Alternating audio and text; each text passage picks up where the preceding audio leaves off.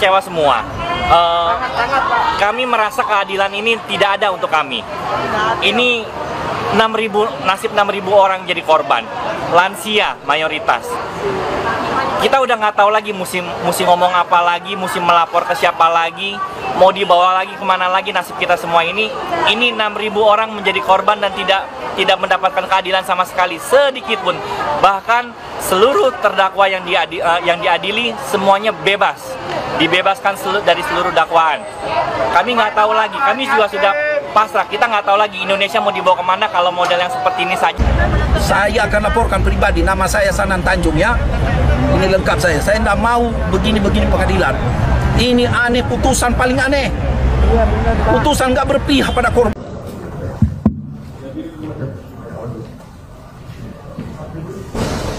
Saudara sekalian,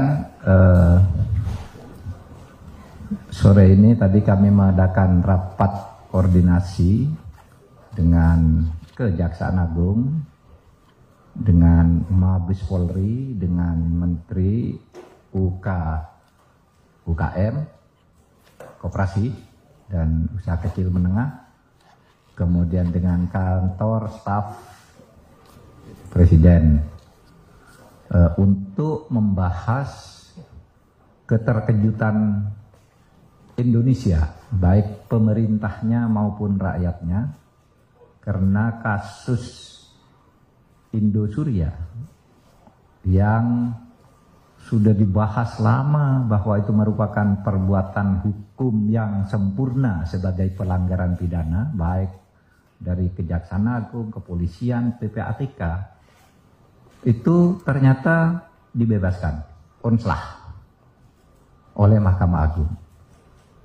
Kita tidak bisa menghindar dari keputusan Mahkamah Agung untuk mengganti kata kita harus menghormati. Saya sekarang akan mengatakan tidak bisa menghindar karena itu putusan Mahkamah Agung. Ya.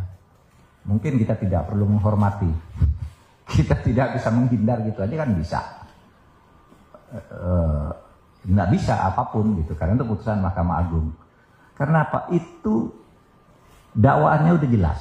Pelanggaran Undang-Undang Perbankan pasal 46, menghimpun dana dari masyarakat padahal dia bukan bank tanpa izin. Itu kan sudah jelas. Kemudian kalau dia mengatasnamakan koperasi, 23.000 orang yang menggugat ini bukan anggota koperasi nyimpen uang di situ, kan tidak boleh.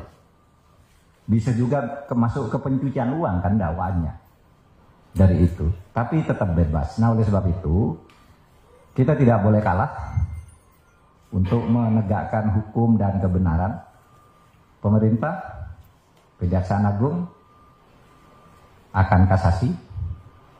Kita juga akan membuka kasus baru dari perkara ini karena tempus deliktinya dan locus deliktinya, setelah korbannya masih banyak. Kita tidak boleh kalah untuk mendidik bangsa ini berpikir secara jernih dalam penegakan hukum. Dalam pada itu, pemerintah juga akan segera melaksanakan putusan PKPU, Peradilan Niaga, ya, yang sudah memenangkan itu pemerintah ya, nasabah atau penabung untuk ya mengambil harta itu untuk dibagi. Itu putusan pengadilan, cuma masalahnya sekarang pengurusnya masih yang lama. Nanti kita akan melakukan langkah hukum. Dan untuk jangka panjang, panjang dalam arti di luar panjang sesudah ini, tidak panjang-panjang amat kalau waktunya, kita mohon pengertian kepada DPR. Kita akan merevisi Undang-Undang Koperasi. Karena sekarang penipuan-penipuan dan pencurian uang rakyat itu, kalau Undang-Undang Perbankan ada pengawasnya. Kalau Undang Koperasi itu mengawasi dirinya sendiri koperasi, sehingga Menteri Koperasi, pemerintah tidak bisa ikut ke dalam.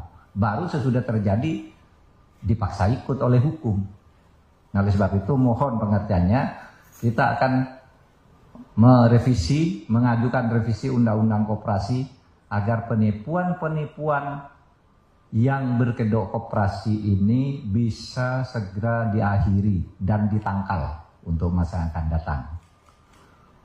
Demikian untuk kasus Indosuria.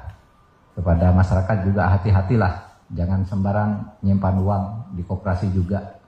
Gitu, karena pada akhirnya ya seperti ini kita semua yang jadi repot. Karena tidak hati-hati memilih tempat nyimpan uang atau membeli saham atau apapun namanya gitu, supaya hati-hati.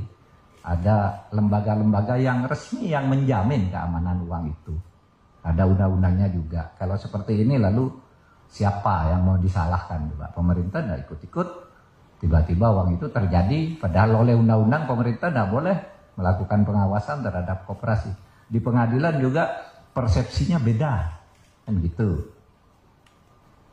Tapi mari kita jangan takluk terhadap mafia-mafia dan penghisapan terhadap kekayaan rakyat yang seperti ini. Terima kasih.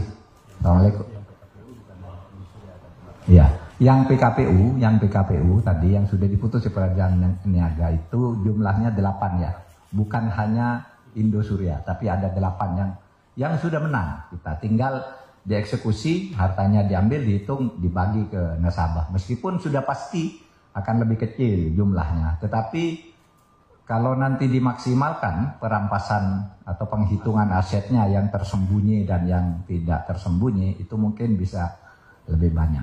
Tetapi itu satu upaya yang secara hukum bisa dilakukan. Sekian, makasih.